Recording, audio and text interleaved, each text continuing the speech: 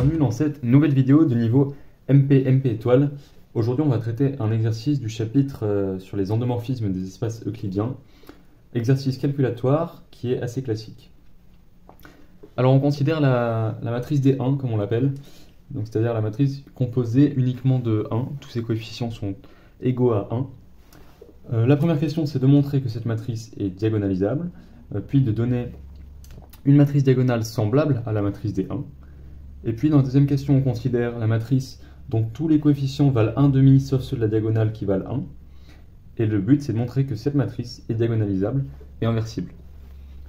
Je vous laisse chercher l'exercice par vous-même, et puis je passe au corrigé.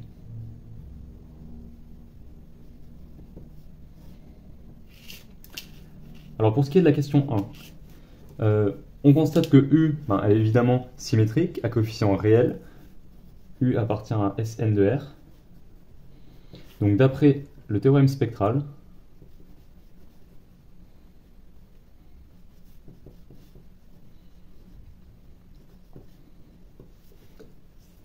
U est diagonalisable.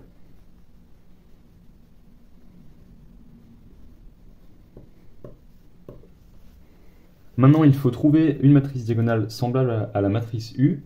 Alors, on peut essayer de chercher des informations un peu sur cette matrice.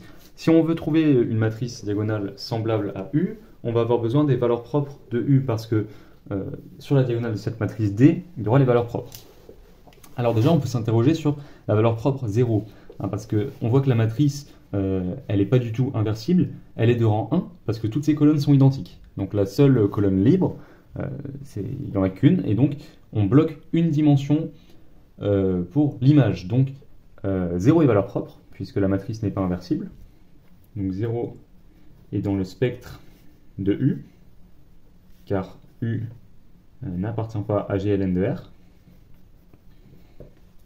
Donc on sait que sur la diagonale, il va y avoir au moins un 0. Maintenant, combien est-ce qu'il va y avoir de 0 exactement? Eh bien, le rang de U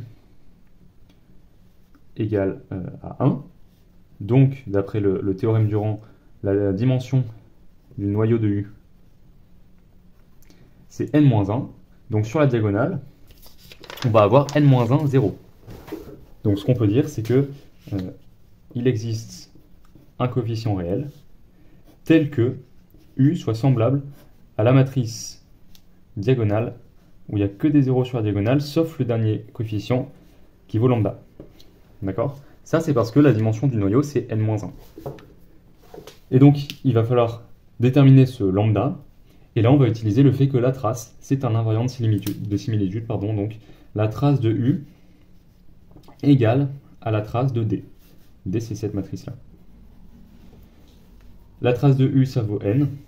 Et donc,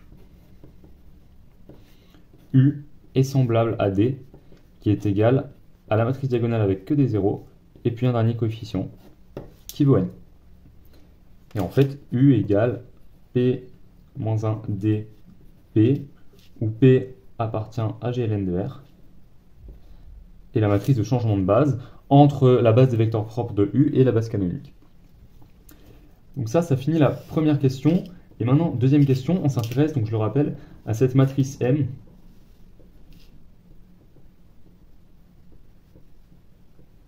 dont tous les coefficients valent 0,5, sauf les coefficients de la diagonale qui valent 1. D'accord? Et donc il faut montrer que cette matrice est diagonalisable et inversible. Alors, pour le côté diagonalisable, c'est le même raisonnement que tout à l'heure. M, c'est une matrice symétrique à coefficient réel. Donc, d'après le théorème spectral,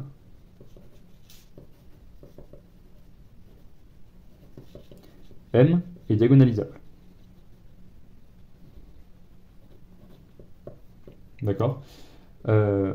Ensuite, montrer que M est inversible.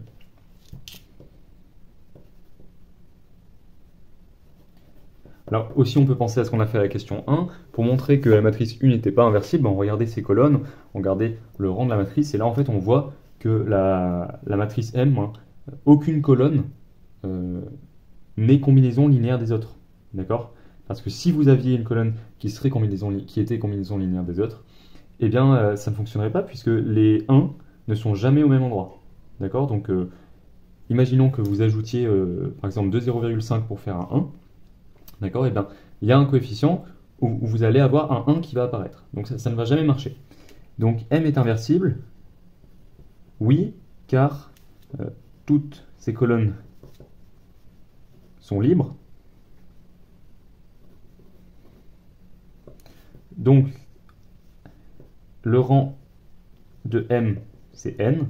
Donc, la dimension du noyau de m, c'est 0. Donc, m est bien diagonalisable et inversible. Ça fait une première méthode. Une deuxième méthode, ça peut être de remarquer que m est égal à 1 demi de u plus 1 demi de l'identité. D'accord? Parce que u, ça va nous donner tous les coefficients 1 demi, et 1 demi de l'identité, on va avoir les coefficients 1 sur la diagonale. Donc, m est semblable à 1 demi de d plus 1 demi de l'identité, et ça, c'est cette matrice.